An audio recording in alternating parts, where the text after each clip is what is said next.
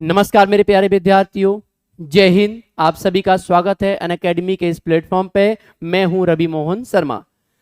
जल्दी से आज हम लोग अपना क्विज शुरू करते हैं और 5 प्रश्नों की ये श्रृंखला है, इसको शुरुआत करते हैं। ये है अनअकैडमी का प्लेटफॉर्म और इसके बाद में हम लोग बढ़ेंगे। अनअकैडमी के प्लेटफॉर्म के बाद मंडे को क्विज होती है, फन फ्राइडे होता है, महा मैराथन सैटरडे को होता है और संडे को मॉक टेस्ट होता है।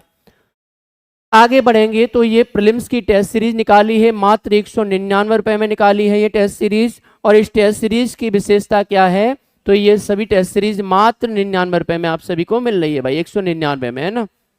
ब्रह्मास्त्र करके एक टेस्ट सीरीज निकाली है जो कि मात्र 99 रुपए में है, ठीक है। 949 रुपए का हम लोगों ने एक समर्पित 69 बीपीएससी को लेकर के एक बैच बनाया हुआ था। इसको आप एक बार देखें और शालीनता के साथ में पढ़ें। 499 रुपए का एक ड्राइवर का बैच निकाला हुआ है जिसमें टॉप फैकल्टीज बिहार की पढ़ाएंगी। बिहार पुलिस का कांस्टेबल का एक बैच बनाया हुआ है जो 499 रुपए का है, ठीक है। इसमें भी टॉप फैकल्टीज पढ़ाएंगी। 1199 रुपए का एक बैच बनाया हुआ है बिहार कांस्टेबल का, बहुत शानदार बैच है, एक बार आप पढ़ करके देखें। कामयाबी 69 बीपीएससी एमसीक्यूज का एक बैच बनाया हुआ है 949 रुपए का। 799 का एक सेटलमेंट ऑफिस असिस्टेंट अमीन का बनाया है और बिहार विधानसभा सचिवालय का 999 रुपए का बनाया है। फाउंडेशन बैच इंग्लिश मीडियम का बनाया है जिसमें बिहार के टॉप एजुकेटर्स क्या करेंगे, आपको पढ़ाएंगे भाई। तो एक बार पढ़ करके आनंद उठाएं पढ़ाई का। इसके अलावा यहाँ पर देखेंगे 70 बीपीएससी फाउंडेशन के लिए हम लोगों ने एक बैच क्रिएट किया हुआ है। इसके अलावा 69 बीपीएससी के लिए 949 में एक बैच बनाया हुआ है। ये अनअकैडमी का एप्लीकेशन है, इसे आप धीरे धीरे इंस्टॉल करते हुए आगे प्रोसेस कर सकते हैं। आगे देखेंगे ये मेरे बारे में कुछ उपलब्धियां हैं, मेरी कुछ क्वालिफिकेशंस है जिन पर आप एक नज़र डाल लीजिएगा, ठीक है। एक बार देख लीजिएगा क्या है। इंजीनियर रवि मोहन शर्मा, क्वालिफिकेशन दी है, एक्सपीरियंस दिया है और अचीवमेंट्स दिए हुए हैं, ये सब कुछ दिया हुआ है, ठीक है। आप एक बार सिरसिरी निगाहों से देख लें टीचर की में क्या क्वालिटी है और कैसा पढ़ा रहा है भाई। क्वेश्चन नंबर पहला, प्रथम मानव जीवाश्म भारत की किस नदी घाटी से प्राप्त हुए हैं? ए ऑप्शन कह रहा है गंगा घाटी, बी ऑप्शन है जमुना घाटी, सी ऑप्शन है नर्मदा घाटी, डी ऑप्शन है ताप्ती घाटी। यानी कि इसका सी उत्तर सही हो जाएगा। 1982 में अरुण सोनकिया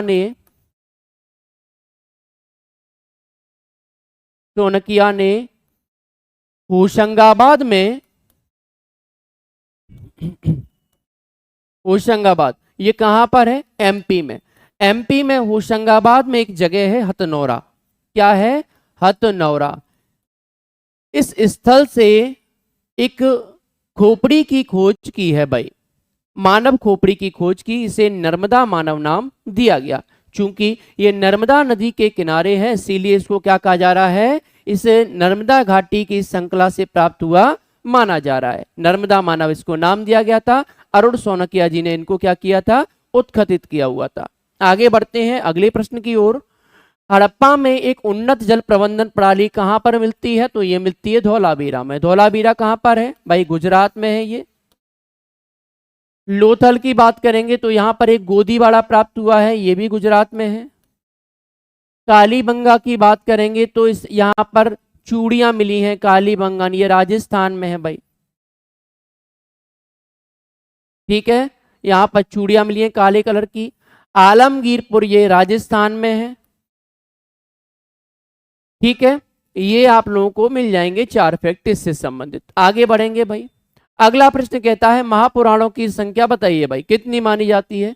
महापुराणों की संख्या मानी जाती है कुल 18। कुल 18 महापुराणों का जिक्र हमें प्राचीन इतिहास के अंतर्गत देखने को मिलता है भाई, ठीक है। तो हम लोग प्राचीन इतिहास के अंतर्गत 18 पुराणों का अध्ययन करेंगे, ठीक है। इसका सही उत्तर हो जाएगा डी यानी कि 18। जैन धर्म के 23वें तीर्थंकर कौन है? 23वें तीर्थंकर की बात हो रही है भाई मेरे। ऋषभनाथ की बात करूंगा तो ऋषभनाथ हैं प्रथम तीर्थंकर। महावीर स्वामी की बात करूंगा तो ये 24वें तीर्थंकर हैं। अरिष्ट नेमी की बात करूंगा तो ये 22वें तीर्थंकर हैं। और पार्श्वनाथ की बात करूंगा तो ये 23वें तीर्थंकर हैं। इस तरह तीर्थंकर्स का क्रम हम लोगों को देखने को मिल जाएगा। प्रथम तीर्थंकर हो गए ऋषभनाथ, 24वें तीर्थंकर महावीर स्वामी, 22वें तीर्थंकर इष्टनेमी और 23वें तीर्थंकर हैं पार्श्वनाथ। 23वें तीर्थंकर प्रश्न पूछा गया है तो क्या हो जाएंगे भाई, 23वें तीर्थंकर की बात तो ये हो जाएंगे पार्श्वनाथ। आगे अगला प्रश्न की ओर बढ़ते हैं। महात्मा बुद्ध ने अपना धर्म चक्र प्रवर्तन किस स्थान पर दिया था भाई? महात्मा बुद्ध के प्रथम उपदेश को ही धर्म चक्र प्रवर्तन कहा गया था भाई। क्या कहा गया था? धर्म चक्र प्रवर्तन कहा गया था। प्रथम उपदेश जो इन्होंने दिया था, ये प्रथम उपदेश कहाँ दिया था मेरे बच्चे? प्रथम उपदेश दिया था सारनाथ में। ठीक है, सारनाथ में जो इन्होंने पहला उपदेश दिया, इसे बुद्ध की घटनाओं में सबसे पहले धर्म चक्र प्रवर्तन कहा गया भाई। ठीक है, आगे अगले प्रश्न की ओर बढ़ते हैं। महात्मा बुद्ध ने कहां पर महापरिनिर्वाण प्राप्त किया था? महापरिनिर्वाण यानी कि मोक्ष की प्राप्ति, यानी निर्वाण को प्राप्ति कर गए थे, यानी कि इन्होंने समाधि ले ली थी, यानी कि मोक्ष को प्राप्ति के बाद ये पंच तत्व में विलीन हो गए थे। यानी कि कहा जाता है, पहली बात तो बिहार की धरती से हैं, तो भाई मैं इनका बहुत सम्मान करता हूं महात्मा बुद्ध का। कहा जा रहा है महापरिनिर्वाण प्राप्त किया था, तो ये कहां पर किया था? जल्दी से मुझे आंसर दे करके बताएं भाई। ये किया था सारनाथ में। ठीक है, नहीं भाई, ये किया था कुशीनगर में। ठीक है, कहां पर किया था ये? कुशीनगर में। कुशीनगर में इनको ज्ञान की प्राप्ति होती है पीपल के वृक्ष के नीचे। ठीक है, और इनकी मृत्यु कहाँ हुई है? महापरिनिर्वाण इन्होंने कहाँ लिया है? कुशीनगर में। ठीक है, जिसे कुशीनारा भी कहा जाता है। इस तरीके से आप लोगों ने 5 प्रश्न पढ़े। इसी तरह से 5 प्रश्नों की श्रृंखला मेरे साथ जुड़े रही है। अभी के लिए जाता हूं। जय हिंद, जय भारत।